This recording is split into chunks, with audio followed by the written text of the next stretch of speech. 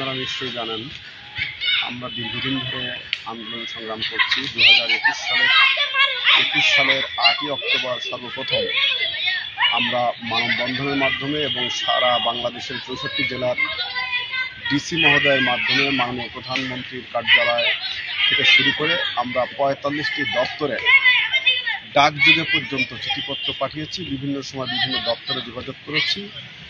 এমনকি আমরা একটানা 200 দিন পর্যন্ত শাহবাগ মোড়ে সকাল থেকে সন্ধ্যা পর্যন্ত অনশনের মতো একটি নির্মম নিষ্ঠুর কর্মযজ্ঞ করেছিলাম, যেটা গোটা জাতি গোটা বিশ্ব হতচকিত হয়েছিল। 21শে ডিসেম্বর 2022 সনে তৎকালীন শিক্ষামন্ত্রী ডাক্তার দীপুমণি আমাকে টেলিফোনে আশ্বস্ত করেছিলেন যে আমি তোমাদের সাথে আলোচনায় বসে বিষয়টি সুরাহা করব। এইভাবে কথা দেওয়ার পর উনি 2রা জানুয়ারি 2023 সালে আমাদের সাথে আলোচনায় বসলেন এবং 1 ঘন্টা 35 মিনিট আলোচনার এক পর্যায়ে উনি আমাদেরকে কোনো আশার বাণী না শুনে উনি ওখান থেকে স্থান ত্যাগ করলেন এবং বিষয়টি সুরাহা না করেই আমাদের নিয়োগ বঞ্চিত থেকেই যেতে হলো। পরবর্তীতে আমরা এই 2024 সালের 16ই ফেব্রুয়ারি সর্বপ্রথম মানববন্ধন করি জাতীয় প্রেস ক্লাব ঢাকাতে। সেখান থেকে পর্যায়ক্রমে আমরা কয়েকটি কর্মসূচি পালন করেছি। বিশেষ করে গত 17ই অক্টোবর আমরা যখন শাহবাগে মোড় থেকে লং মার্চ করে মাননীয় প্রধান উপদেষ্টার বাসভবনের উদ্দেশ্যে রওনা করার চেষ্টা করি, তখন পুলিশ প্রশাসনের পক্ষ থেকে আমাদেরকে আশ্বস্ত করা হয় যে আমরা আপনাদেরকে মাননীয় প্রধান উপদেষ্টার সঙ্গে সাক্ষাতের ব্যবস্থা করছি, আপনারা লং মার্চ করে মেহরবানি করে এখান থেকে যাবেন না। আমরা ওনাদের কথার প্রতি শ্রদ্ধা রেখেই 17ই অক্টোবর আমরা মাননীয় প্রধান উপদেষ্টার কার্যালয়ে নাখালপাড়াতে আমরা এসেছিলাম একটা প্রতিনিধি দল। সেখানে আমাদের দুর্ভাগ্য মাননীয় প্রধান উপদেষ্টা সেদিন অসুস্থ থাকায় ওনার জনাব সাব্বির আহমেদ স্যার উনি আমাদেরকে আশ্বস্ত করেছিলেন যে আপনারা 1 সপ্তাহ অপেক্ষা করুন, 1 সপ্তাহ পরে আমরা আপনাদের বিষয়টা সুরাহা করার জন্য যে ব্যবস্থা নেওয়ার দরকার আমরা নিব। আমরা ওনার কাছ থেকে আসার বাণী পেয়ে 17 অক্টোবর আমরা বাড়িতে সবাই ফিরে যাই। এরপর গত 22শে ডিসেম্বর পর্যন্ত যখন আমাদের এই দাবির বিষয়ে কোনো সুনির্দিষ্ট সিদ্ধান্ত আমরা দেখতে না পেয়ে আমরা 20-21 তারিখে বিভিন্ন জেলায় 64 জেলায় আমরা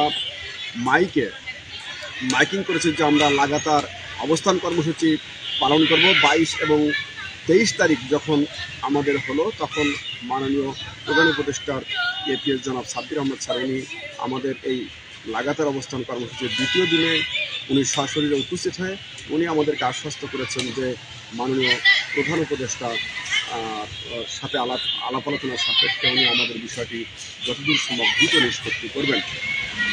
এরপর আমরা গত 31শে ডিসেম্বর মাননীয় প্রধান উপদেষ্টার দপ্তরে যখন আমরা এসেছিলাম, সেদিন এসে মাননীয় প্রধান উপদেষ্টার এপিএস সাব্বির আহমেদ স্যারেরও পিএস, ওনার নামটা আমি বলতে পারবো না, তবে উনি এসেছিলেন। উনি আমাকে এতটুকু বলেছেন যে আপনাদের এই বিষয়টি যতদূর দ্রুত সম্ভব নিষ্পত্তির জন্য আমরা কাজ চালিয়ে যাচ্ছি।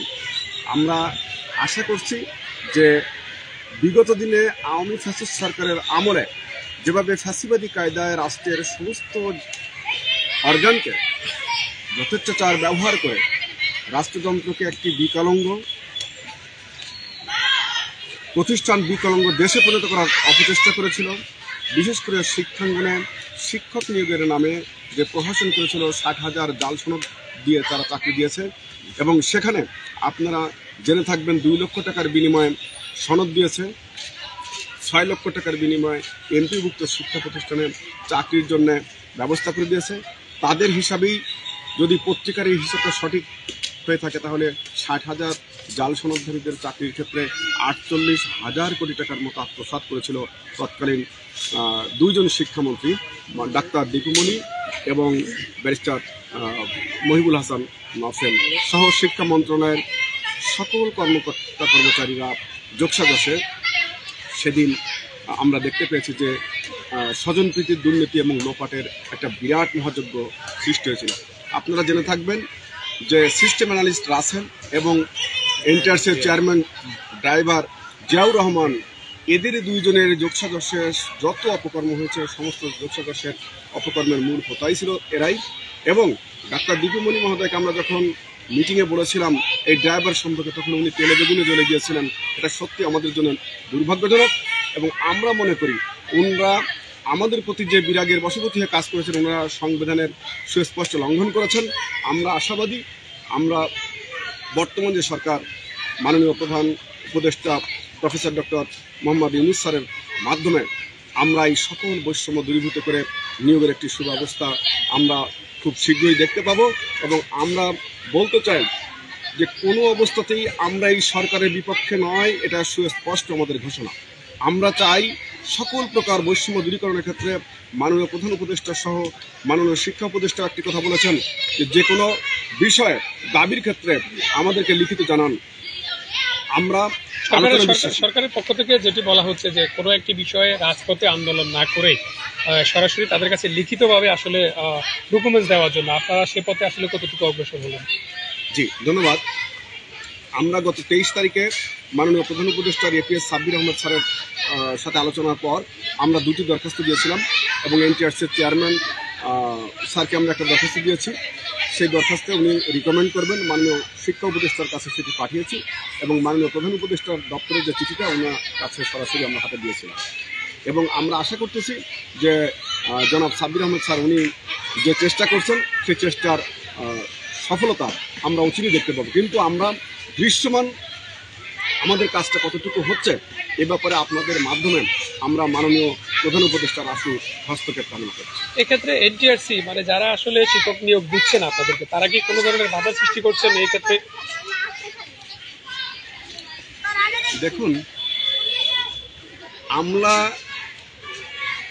মানেই হচ্ছে একটা জটিলতা। আমি যতটুকু বুঝতে পারছি যে মাননীয় প্রধান উপদেষ্টা এবং শিক্ষা উপদেষ্টা সহ যারা বর্তমানে উপদেষ্টা পরিষদে আছেন ওনাদের মানসিকভাবে কোনো সমস্যা নেই, কিন্তু এই শিক্ষা মন্ত্রণালয়ের কতিপয় আমলা এখনও যারা দায়িত্বে আছেন তাদের কতিপয় আমলা যারা আওয়ামী ফ্যাসিস্ট সরকারের আমলে সুবিধাভোগী ছিলেন ওনাদের কিছু মার্ক আছে, এখনও আমাদের এই বিষয়টি ঘুরপাক খাচ্ছে। আমরা আশা করি সব কিছু শেষ হবে এবং ওনাদেরও বোধোদয় হবে যে আমরা যে বৈষম্যের শিকার হয়েছি এই বিষয়টি সুস্থ সমাধান হবে। একটা বিষয়ে আলোচনা হচ্ছে যে আপনারা যারা শিক্ষক নিবন্ধনধারী আছেন আপনাদের মধ্য থেকে একটি ডাটাবেস তৈরি করে 10,000 শিক্ষক নিয়োগ দিবেন, বিষয়টি আসলে কতটুকু সত্য যদি জানাতেন? দেখুন, আমি আসলে রাষ্ট্রের কোনো নীতি নির্ধারক নেই।